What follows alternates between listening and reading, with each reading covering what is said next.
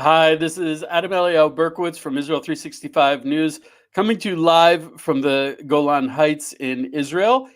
Um, I have to say that when I first started reporting on the Geula, on redemption, I started meeting the most amazing people who I sincerely liked as friends. And I think that's really the way it should be. So, my next guest is truly one of these people, a person I sincerely like, a person I respect immensely for his work. That would, of course, be Jim Barfield. Jim Barfield is doing what he calls the Copper Scroll Project. I'd like him to tell you about it because if I'll give over one incident that I saw. The Copper Scroll Project was written about by Shelley Neese in an amazing book called The Copper Scroll Project. That's how much I like the book. It's right here on my desk. And she was describing it to a gentleman from the Israeli government. And he said, that can't be true. That can't be true. So she took his cell phone, she pulled up Wikipedia and showed him the Copper Scroll in Wikipedia. Just that, the Copper Scroll. His jaw fell open. People just don't believe that there is such a thing as the Copper Scroll. And then when they see it, they can't believe that the entire world is not running after this thing. So, Jim, tell us about the Copper Scroll and how you got into it. I got into it. I started studying the Bible from a Jewish perspective years ago. And I got into the Dead Sea Scrolls. And once I got into the Dead Sea Scrolls, I met this gentleman by the name of Vendell Jones. He was the Copper Scroll guy back in the day. He has since passed away, but he gave me some information on it because I wasn't interested. I thought it was, it was a treasure map. I didn't care about the treasure.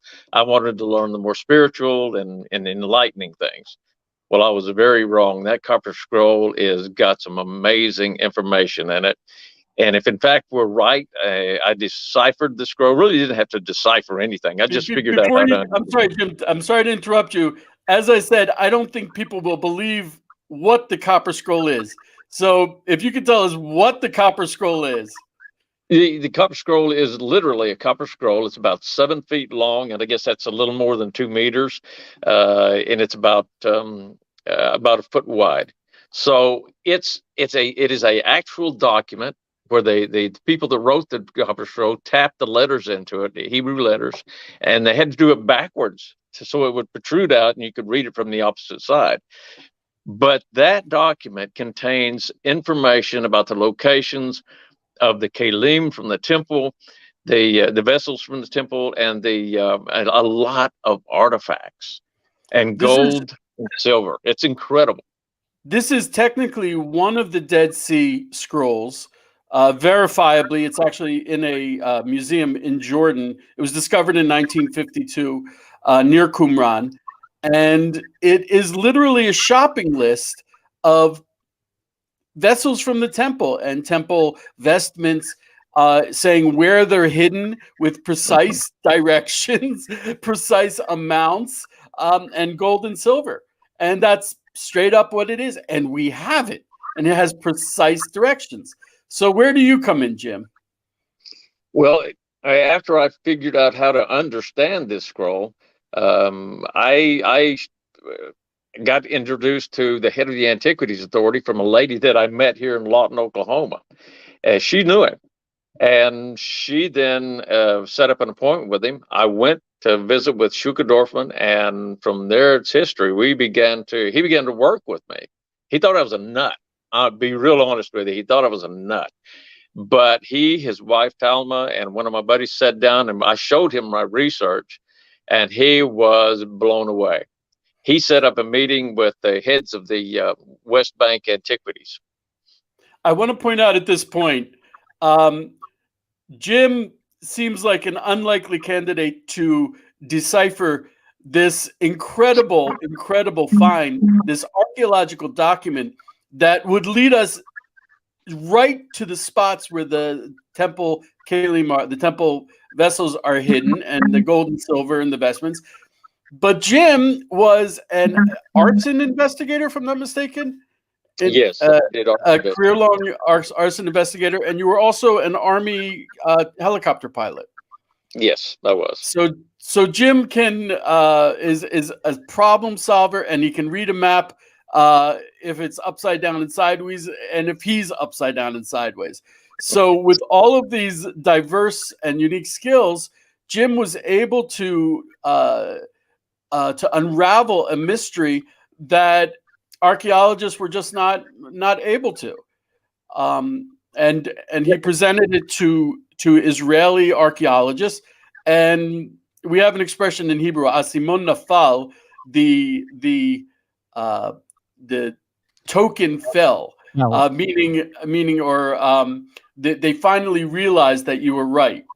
And so here we have an image of what the Copper Scroll looked like, and 2,000 years old. It's looking pretty good, I think, because they made it out of copper so that it would last the time, because it was so important. Unlike other scrolls, which were just, it was not so important, so they were written on parchment. So where do we stand with the search for the Copper Scroll today? Actually, everybody knows what the Copper Scroll is in the academic world. It's in Amman, Jordan. But what we're trying to accomplish is to get the Israeli government to allow us to retrieve those items from they're in the West Bank, or Judea, Samaria, more appropriately. And that's the tough part. Being able to get those guys, and they're convinced, a majority of them that I talked to are convinced that I figured it out. But guys, that's a bad place for those things to be right now. If they annex the Jordan Valley, then we're going to have an opportunity to get in there and do some excavation. It will belong fully and completely, which in my heart, it already belongs fully and completely to Israel. But once that happens, then we may have an opportunity. And guys, I've got calls in to some people that know that don't Donald Trump very well.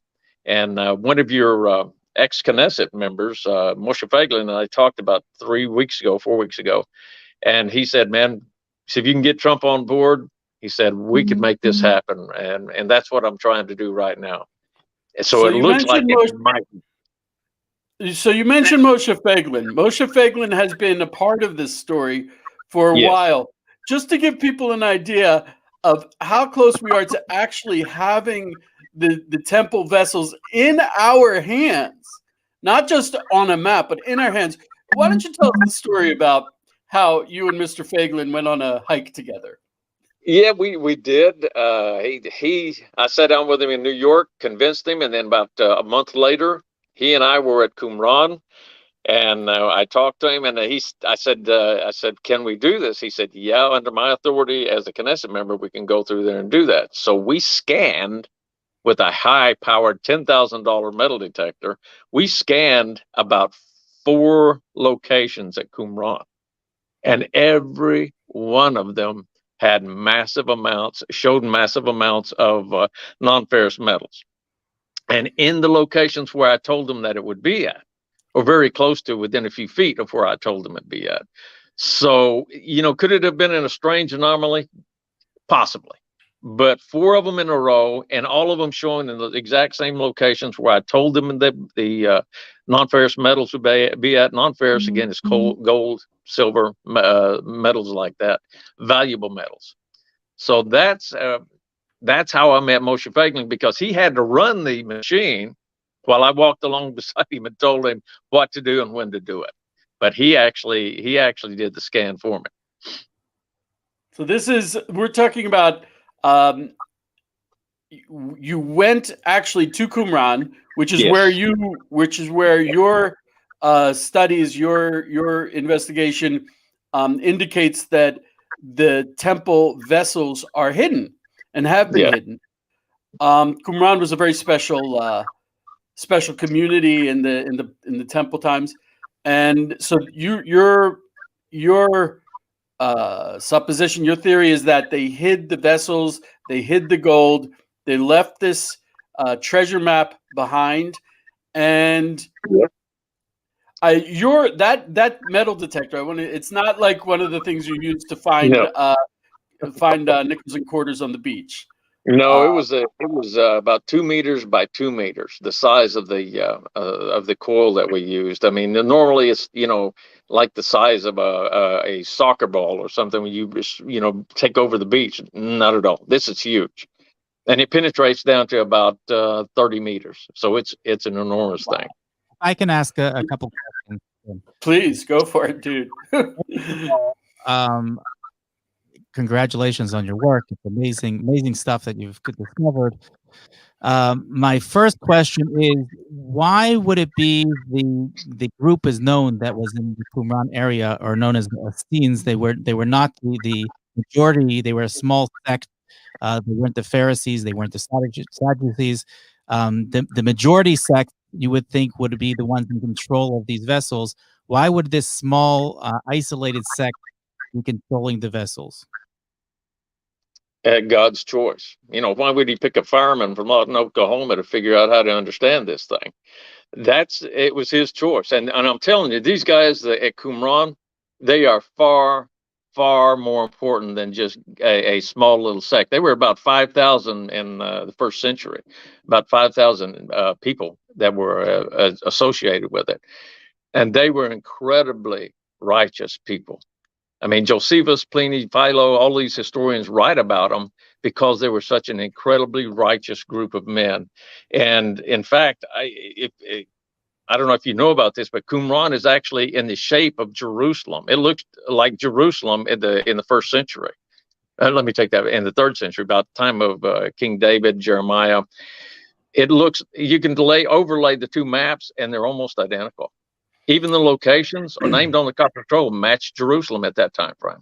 Which vessels are we talking about, and why is it important to find the vessels, especially considering the fact that the Temple Institute has recreated all of the vessels, and we can use the new vessels? Why do we need to find the old original ones? It's not just the vessels. You're talking about other ancient artifacts, and in fact, if the copper scroll is correct, even and Second Maccabees, it says that Jeremiah placed the tabernacle itself, the tabernacle of Moses, inside of that cave, along with some very important biblical artifacts, and I believe that the halal, or I believe that's what it's called, the ashes of the red heifer, the jar that contains that, are in that cave as well, and they have to have that if they're going to use these items, and they got to clean them. With the ashes, all of them has to be cleaned before they're actually used. So that's why. Now, why they picked the Essenes? They were a beautifully righteous group.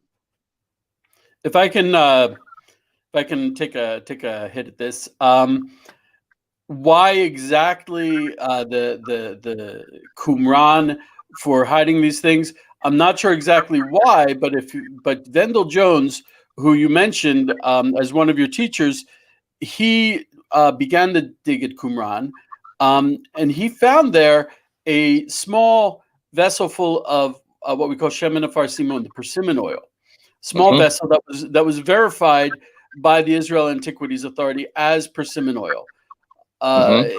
Really amazing, and that was found at Qumran.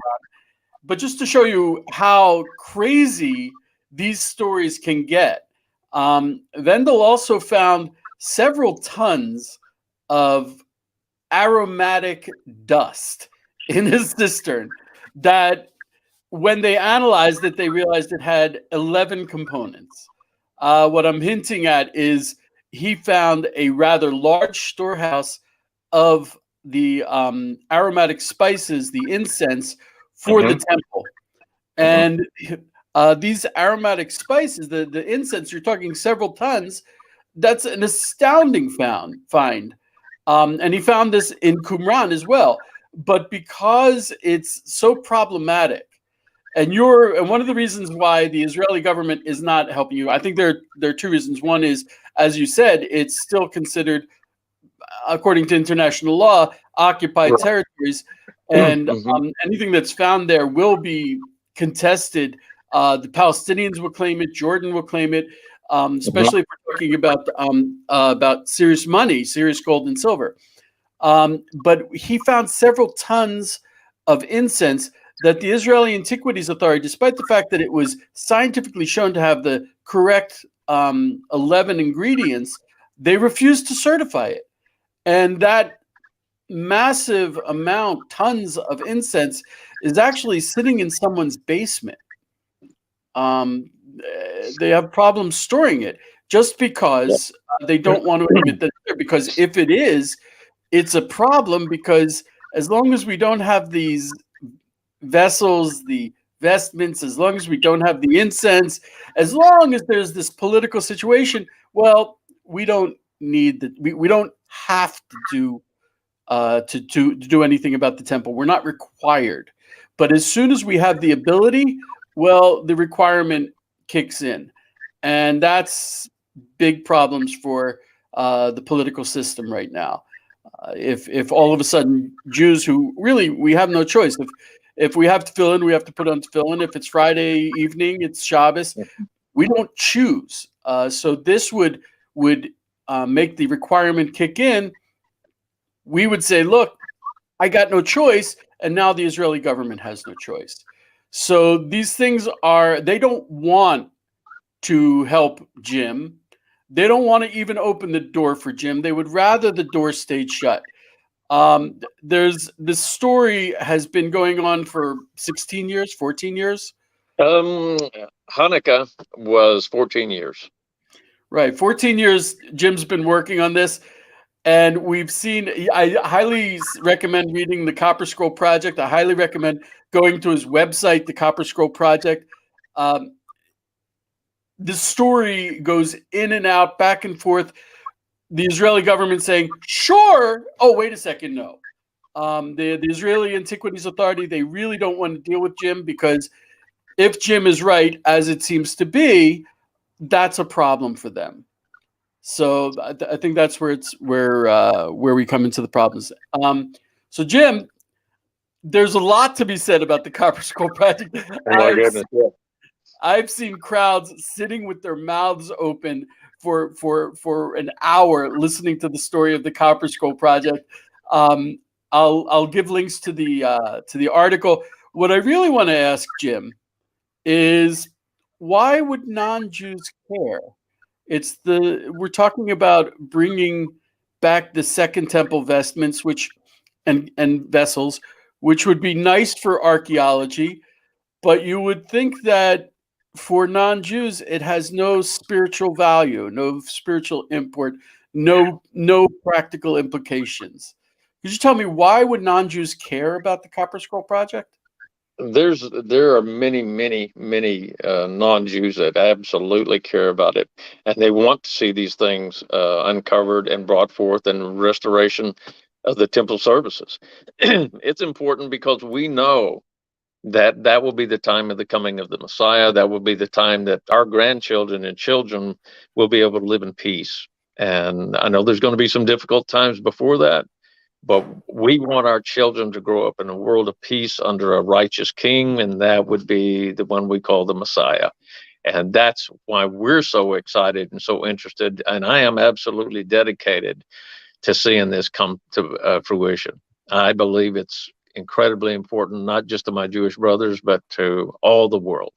So yes, I do want to see this happen, and it's going to happen at some point, and I think very soon. God willing. And also, I think of people, Jewish and non-Jewish, I think they misunderstand the temple. And as a result, I think they also misunderstand Israel. Mm-hmm. The temple was not like a synagogue. It was not a place where Jews went to pray. When Solomon dedicated the temple, one of the first things he asked for was that the prayers of the foreigners would be accepted. The temple was a place for everyone to worship Hashem, Jew and non-Jew. The Jews are, when we were taken out of Egypt, we weren't set free. We were returned to our rightful owner, which is Hashem. So we are not masters of the land and imperialistic. That's one of the most horrible lies I've ever heard about Israel.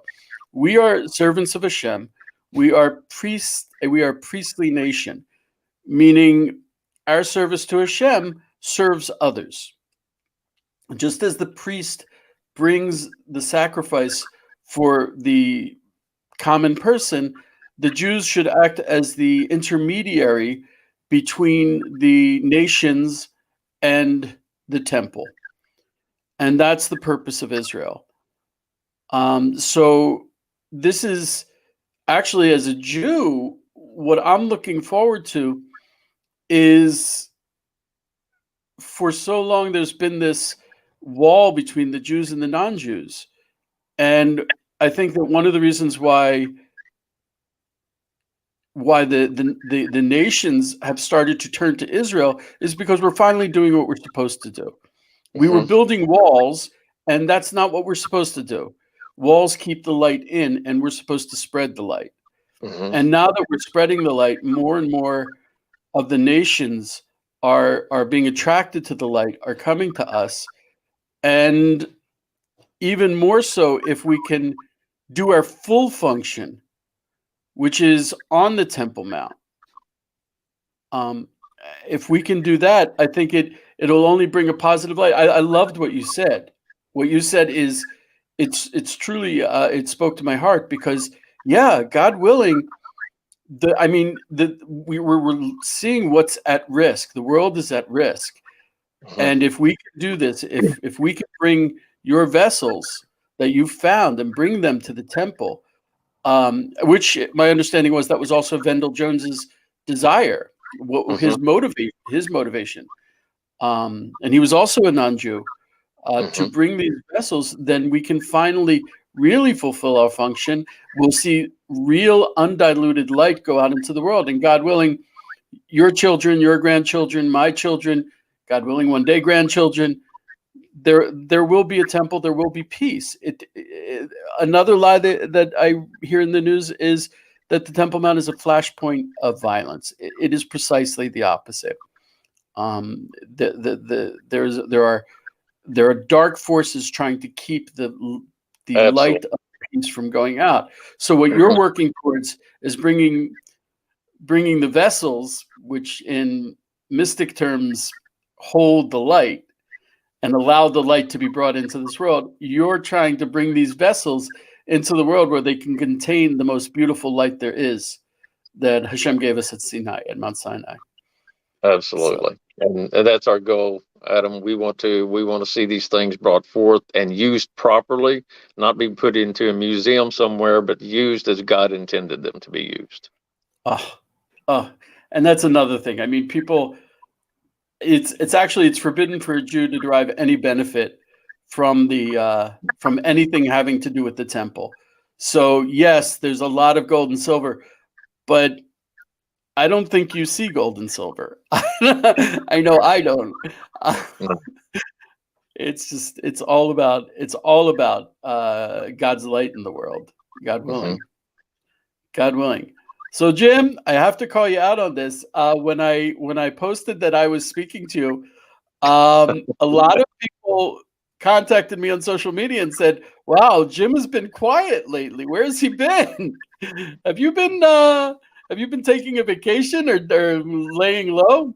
No, I've had to deal with this Chinese virus just like everybody else, and we were on our way to Scotland to do a big presentation there, and about 2 months into this COVID thing, they canceled it because of, you can't go anywhere. I can't come to Israel. There's too many restrictions right now. I just can't get over there. There's things that I need to be doing in Israel.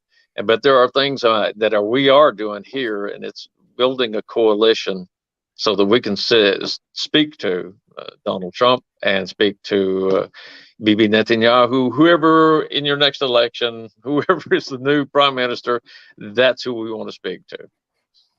So there's a lot going on.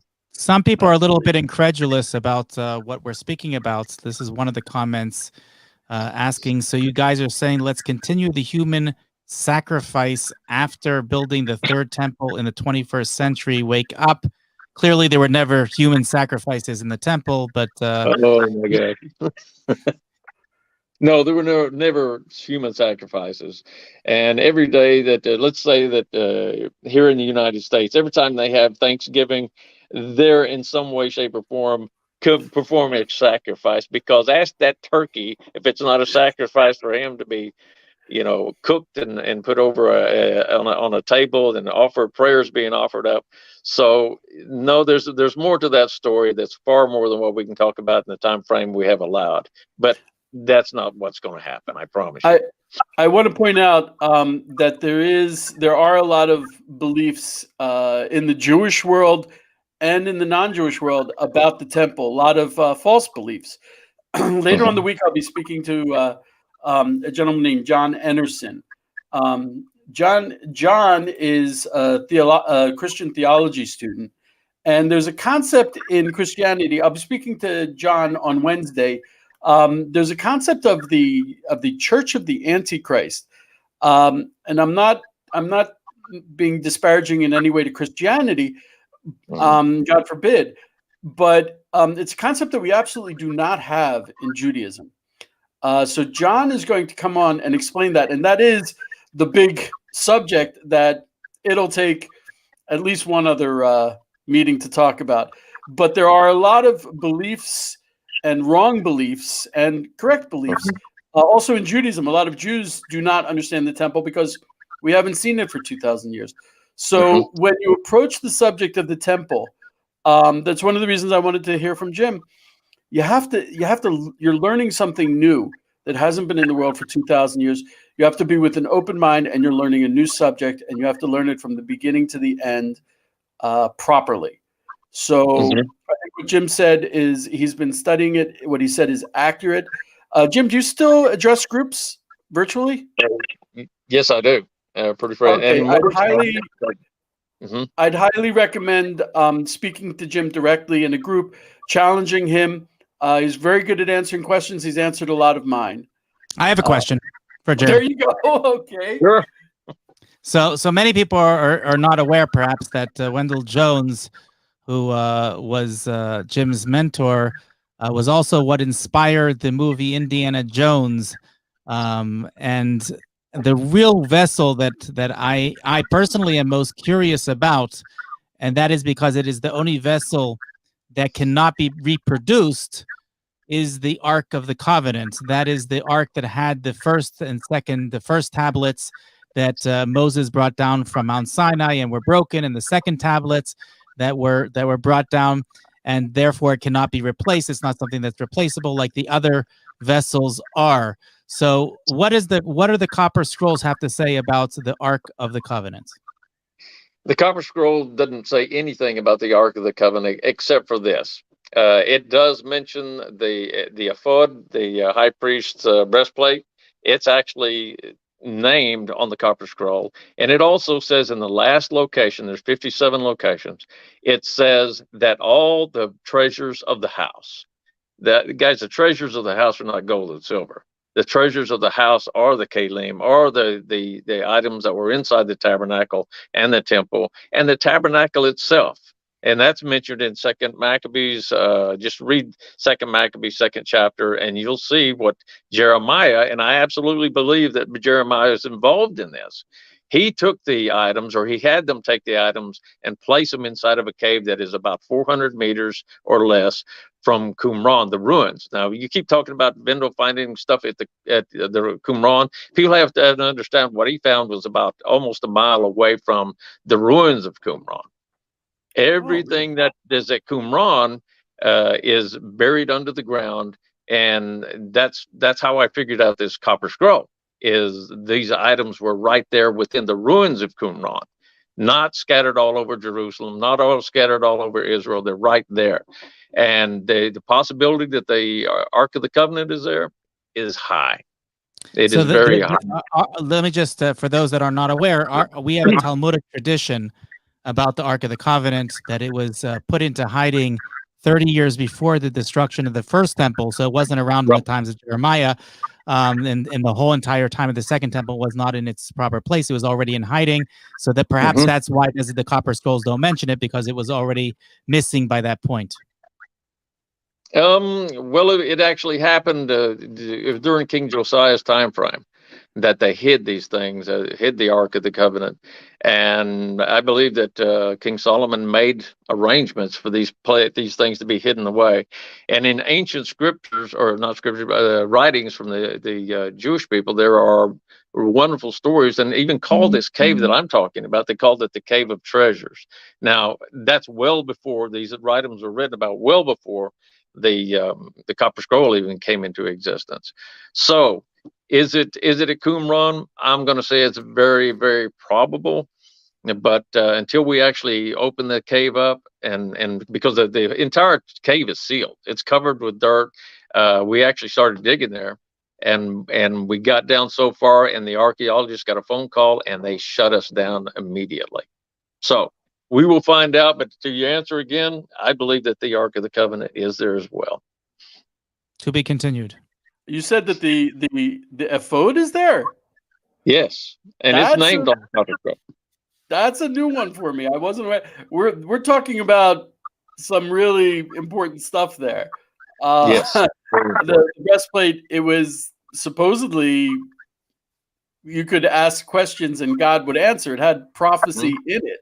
So we're talking about a very special item. I was not aware of that. Wow, that bumps it up. Not just anyone could ask questions of it. It was the kings and the high priest. It wasn't available for everyone. It was slightly more special than Google. Okay, let's just say. It wasn't like one of those balls that you shake and then it comes up with it was not Google. It was wow. Okay, do we have any questions, Josh? If anyone has any questions, now is the time. Okay, I think we have one question coming from online from Joel from YouTube. Will the increasing Abrahamic covenant agreements persuade Gentiles to deal with Qumran and the Temple Mount? I really like that question because I was in Israel when Israel signed the peace agreement with Egypt, and I used to live in the Beit Shan Valley, which was the border with Jordan. This new thing, he's a friend of mine, Joel Blackford. This new thing, the Abraham Accords, is nothing like them at all. It's a different paradigm, a different order of magnitude. We're seeing a social connection based on values, and we are beginning to see a spiritual connection with the Bnei Ishmael, the Ishmaelites, and I think that they are interested in going to the Temple Mount. They're interested in going to Hebron. They are spiritually interested in these things.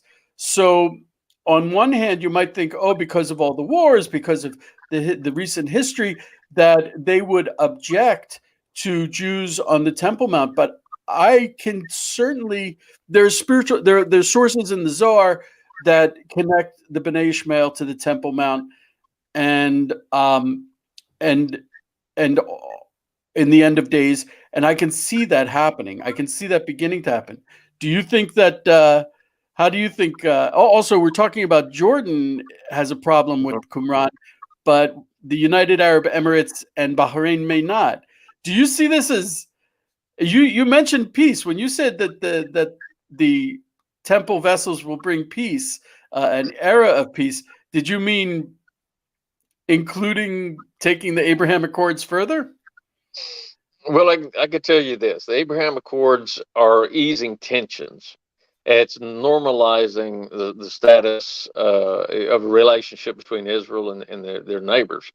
That could help with the bringing forth of these items, because the opposition is obviously Muslim. They're opposing any regathering and regaining of land that they once owned.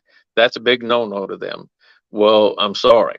With all due respect to them, that land will and is going to belong to, and does belong to, in my opinion, Israel. So once the easing of the conflicts, the hard feelings, that could make it possible for them to annex the Jordan Valley. That's what I'm looking at. I want to point out the link that Josh just put up. CopperScrollProject.com is your website. and you can contact Jim through the website. I highly recommend looking there. Like I said, the main thing about the Copper Scroll Project is people don't understand that it exists. It's just too big to wrap your heads around, and it does exist much bigger than people realize. This is a paradigm shift. One of the horrible lies. There are a lot of horrible lies surrounding the temple. Also in Christianity, something we touched on and we'll discuss more, but also in Islam. And Islam is not monolithic. When you talk about the Temple Mount being holy to Islam, if you say all of Islam, you're lying. I think the Saudi Arabians would and the Saudi Arabians, the Bahrainis, the Sunni Muslims who pray towards Mecca and see Medina as a holy site, they do not see the Temple Mount as a holy site. They do not see the temple as a threat to them. The Temple Mount has become a major element. The Temple Mount and the temple have become a major element in the Palestinian narrative, Dafka specifically. And if you take them out of the process, we might actually see the Bahrainis and the United Arab Emirates and Saudi Arabia donating vessels to the temple. I could see that happening. I could really see that happening. If you study, I'm not sure they would be accepted, but okay. I think there is that. There is that. I think I don't want to. This was amazing, and there is so much more to say about this. We'll be having Jim back on in the future. Jim is going to speak to us, hopefully about the. I'm sorry, just I have my notes. He's going to be speaking to us about the deep state and its impact on building the temple. The temple is so central to the world that the powers of darkness with different names and different forms are all working against it. And people from all around the world, from all corners, are going to come to support it. And so that's what we're going to. So we're going to have Jim back hopefully soon to talk about that. Josh, is there anything else you'd like to discuss at this point? There's a lot of things I'd like to discuss, but we've run out of time. So let's I know have him back on again. I can't emphasize enough. Go to Jim's site. Just Google Copper Scroll. I think you'll be shocked at what's at our fingertips, ready for us to collect and start bringing God's light into the world. It's just so close, and you have to learn about it. You have to understand it. It's probably not what you thought. That being said, I'd like to thank everyone for being with us. It's getting later in the Golan. It's getting later on the temple on the Mount of Olives. Thank you for joining us. Be blessed from the Holy Land. Have a great day. Thank you, guys. Thank you.